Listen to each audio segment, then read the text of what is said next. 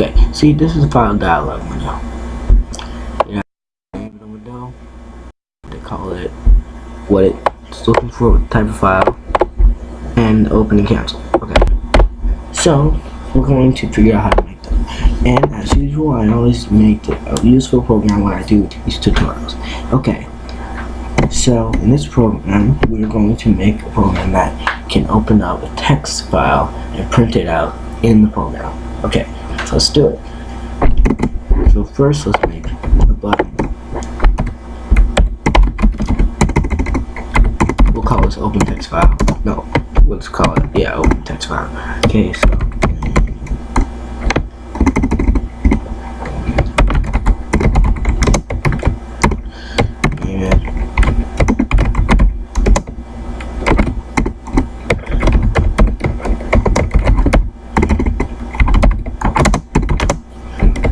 upper left corner. No, excuse me. Put it in the open file. That's it.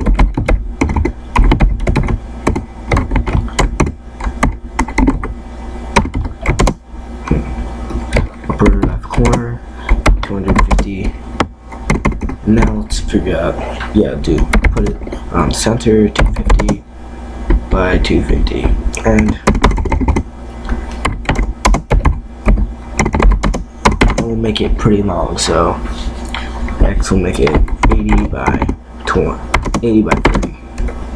Okay, so now let's run it. See, it's not wide enough though. So 80 by, no, so 130 by 30.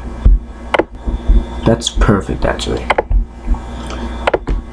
And make it a little closer to the middle. 210, that'll work. And we're good. Perfect. Okay, so now we made the button. We need to make the branch label. We're gonna make two. So open file, and then we're gonna make print file. We're gonna use print file to actually print out the contents to the user. And we're going to get rid of no main win because we're going to use the text console in this program. Okay, so do wait, set it up. Okay.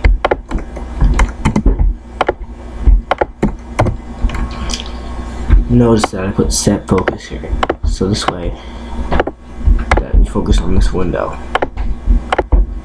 Okay. Okay, so now we need to make a variable. Okay, so here's how it's gonna work. Now I'm about to show you. Okay, so we're going to open, and then we'll do text file, make it a string variable. So open text file as, then we're going to do, after that we're going to write input. Oh, excuse me. So we're gonna write open text file for input as, and we'll name this file branch label.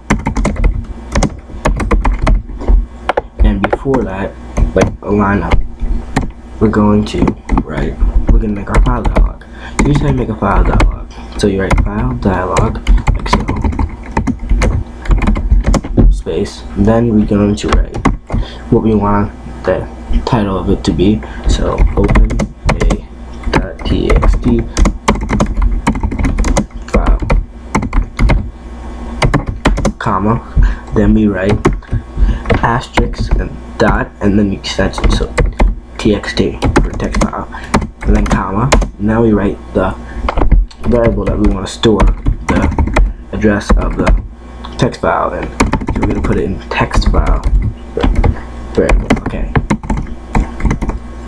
Now we're all good. Okay, now let's do our event handling and testing. So if text file equals to quotation marks, so that means it's blank, then we are going to go to 1. Okay.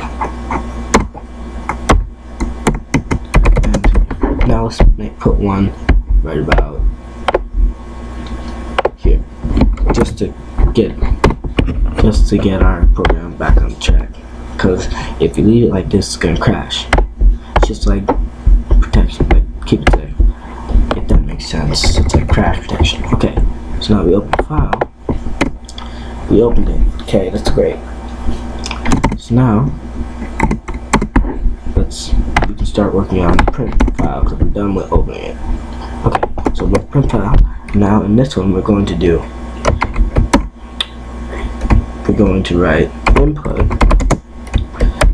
translate, and then we're going to write handle file, comma, and now what do we want to input the contents of the file into? So we're going to input into a variable called text. Okay, sweet. Now we can just print out text, and there you go. Now before we print it, let's clear the screen in case they had output text before this. So now you gotta check if it works on the first try. Check for errors.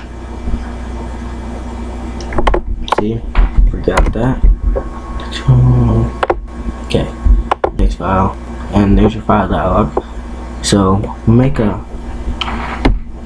text file. I just made one in my directory. I'm using this from a different tutorial, earlier one. So you can make a text file anywhere, you know, new text document. Works the same, but it won't have anything in it. You'll have to actually put something in there. Okay, so anyway, I'm gonna use this one I already made. It already has words and stuff in it. So double click it, and didn't work the first try. So let me keep working on it. Okay, so input text. Did you not output print text? Okay. Oh, I forgot to go to print file. Okay, so I'm also gonna move this down. Paste. Shift. Okay, right here we can put go to print file. Boom. That looks good.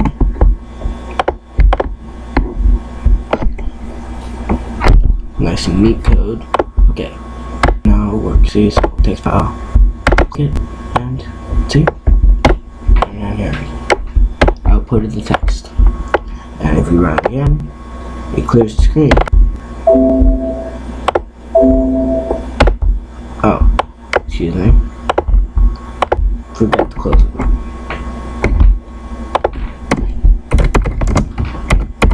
Okay.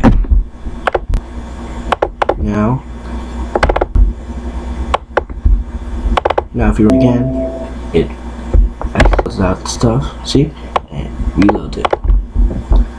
So I'm going to edit text right now. I'm making another one. Okay, so new text document. Text, just to prove to you that it will work. Okay, text. Here, this program works. Okay, now let's test it. So let's open it up. See, there it is, and boom, program works. This might have to do like this many different text files.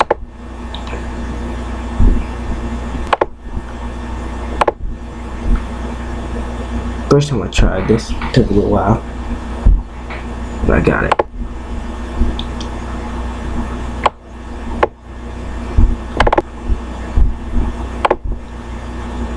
Boom. Okay.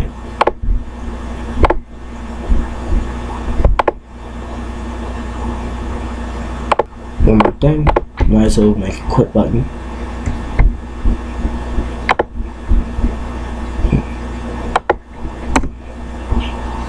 And also, might as well do something. So we'll do file opened. We'll make a file opened variable, so then we know if we need to close it. Because we can't close a non-existent handle. So file opened equals false, because it's equals 0. But if it goes past that point, that means the file is open. So file opened equals 1. True. Okay. Now we can test this and quit. So with file opened equals true, then we don't even need to do this though. But we can anyway. Close file. Because we already close it after every time we print. So I don't really need to do it, but we did. See? Okay, I didn't make a button. So let's finish the button up. Let's do it right now.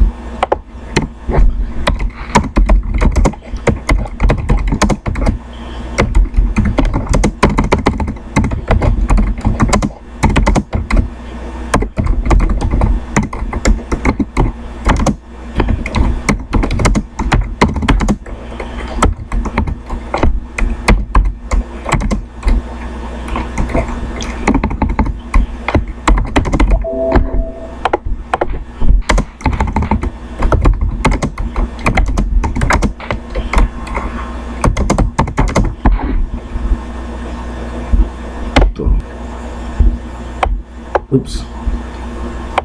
Not there. A little lower. Oh, that's the position.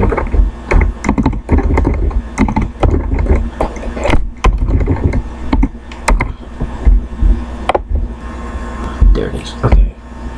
Quit. Go. Quit. You might as well just write this out too.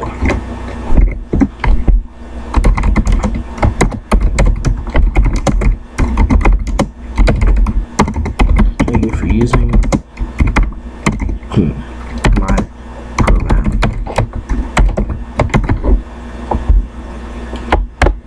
There you go.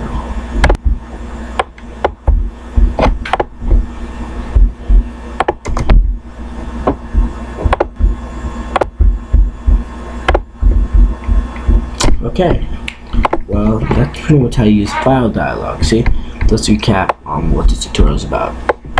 So you write Filedialog followed by the text for the title, followed by comma, followed by asterisk, and then that extension, so whatever type you want, and then text file. Let's just work this with a VAX file quickly. Okay, it's still working. Oops.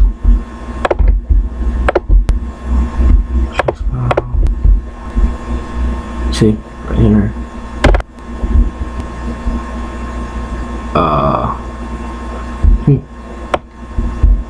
That's weird.